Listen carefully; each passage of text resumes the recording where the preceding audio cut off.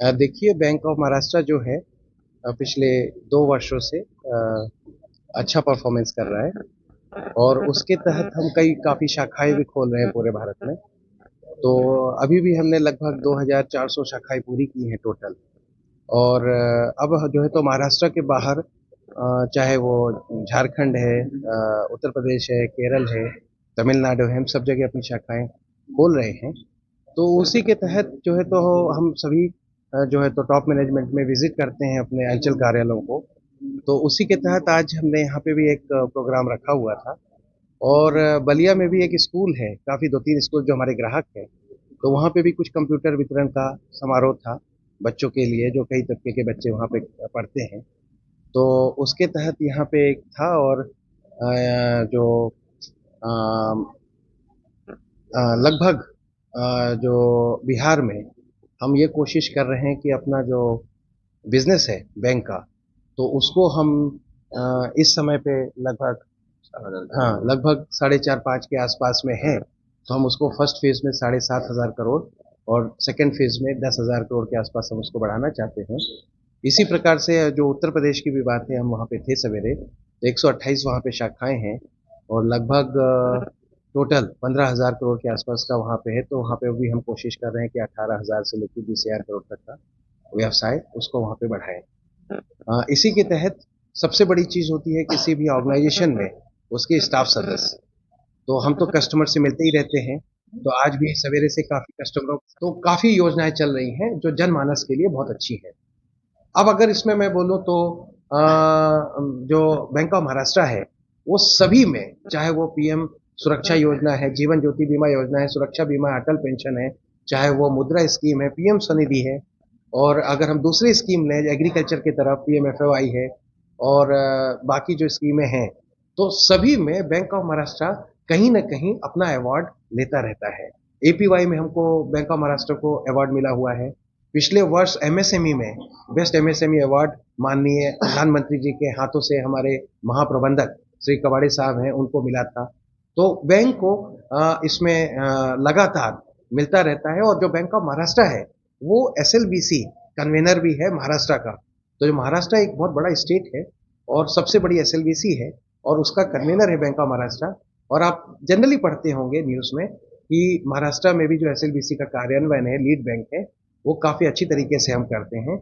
और दूसरी बात एक आती है एसएचजी की, जिसको हम बचत गट बोलते हैं।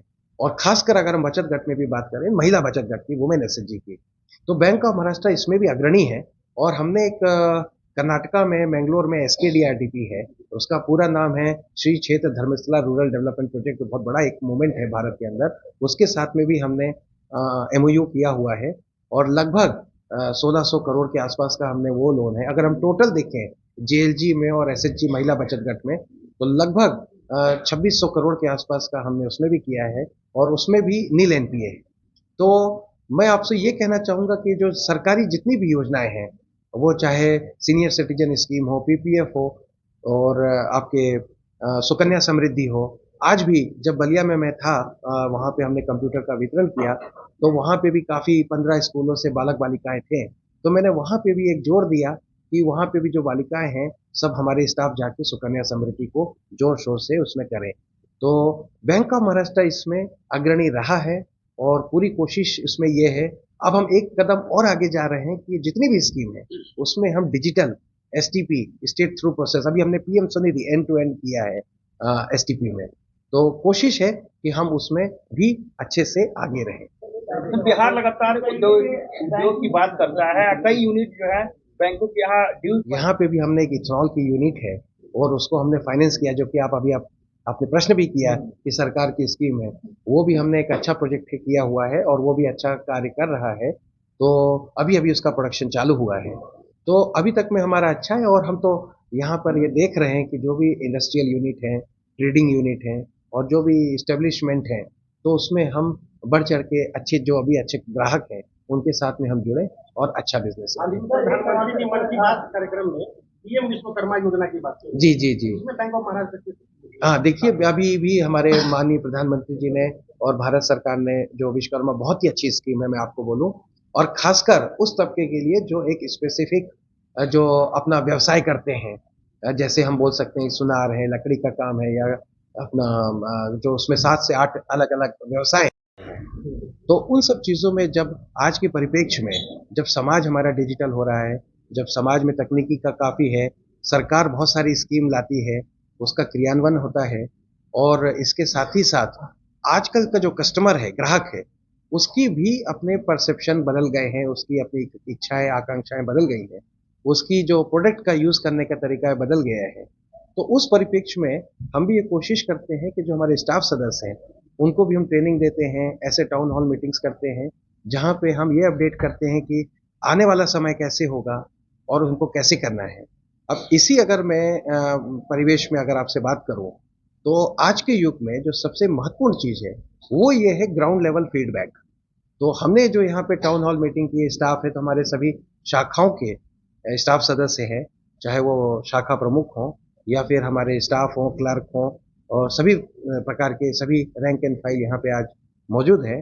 तो हम उनसे फीडबैक लेते हैं कि कस्टमर क्या चाहता है, क्या कस्टमर सर्विस हम और अच्छी कर सकते हैं, या हम क्या कस्टमर की जो और इच्छाएं हैं, कोई नया प्रोडक्ट की है या कोई नए प्रोसेस की है, हम उसको कैसे क्रियान्वित कर सकते हैं। और बेसिकली ये सब चीज़ें सिर्फ इसलिए होती हैं कि कस्टमर सेंट्रिसिटी, ग्राहक केंद्रीयता, वो सामने रहे, और अगर एक संतुष्ट ग्राहक है तो स्वाभाविक है कि बैंक का बिजनेस बढ़ता है। तो इसी उसमें हमने ये यहाँ पे टाउन हॉल मीटिंग आज रखा हुआ है, और हमारे सभी स्टाफ सदस्य जो पटना और उसके थोड़ा आसपास के शाखाओं के लोग हैं, हम सब यहाँ एकत्रित हैं। तो स्वाभाविक है कि ये वन वे जैसा नहीं है, तो हम भी उनसे चर्चा करते हैं क्या कस्टमर की जो और इच्छाएं हैं, कोई नया प्रोडक्ट की है या कोई नए प्रोसेस की है, हम उसको कैसे क्रियान्वित कर सकते हैं। और बेसिकली ये सब चीज़ें सिर्फ इसलिए होती हैं कि कस्टमर सेंट्रिसिटी, ग्राहक केंद्रीयता, वो सामने रहे, और अगर एक संतुष्ट ग्राहक है तो स्वाभाविक है कि बैंक का बिजनेस बढ़ता है। तो इसी उसमें हमने ये यहाँ पे टाउन हॉल मीटिंग आज रखा हुआ है, और हमारे सभी स्टाफ सदस्य जो पटना और उसके थोड़ा आसपास के शाखाओं के लोग हैं, हम सब यहाँ एकत्रित हैं। तो स्वाभाविक है कि ये वन वे जैसा नहीं है, तो हम भी उनसे चर्चा करते हैं। तो ये एक तरीके से इनफॉर्मल होता है, जहाँ पे कैसे सरकार हो रही है, राज्य सरकारें या केंद्र सरकारें, और कैसे ग्राहक का हो रहा है, बैंक की क्या प्राथमिकताएं हैं, बैंक कैसे आगे बढ़ रहा है, हम इसकी चर्चा करते हैं। सर डिपोजिट रेशियो से क्या संतुष्ट हैं? देखिए, जहाँ तक डिपॉजिट और क्रेडिट है, तो अगर आप देखेंगे अभी तक का जो बैंक ने जो रिजल्ट घोषित किया हुआ है, इस साल अगर हम सालाना 23-24 की बात करें, तो अभी तक में क्वार्टर वन और क्वार्टर टू का रिजल्ट बैंक ने ऑलरेडी डिक्लेयर किया हुआ है सितंबर का। और अभी कल ही हमने स्टॉक एक्सचेंज में अपने की फिगर्स हमने वापस फाइल की हुई है।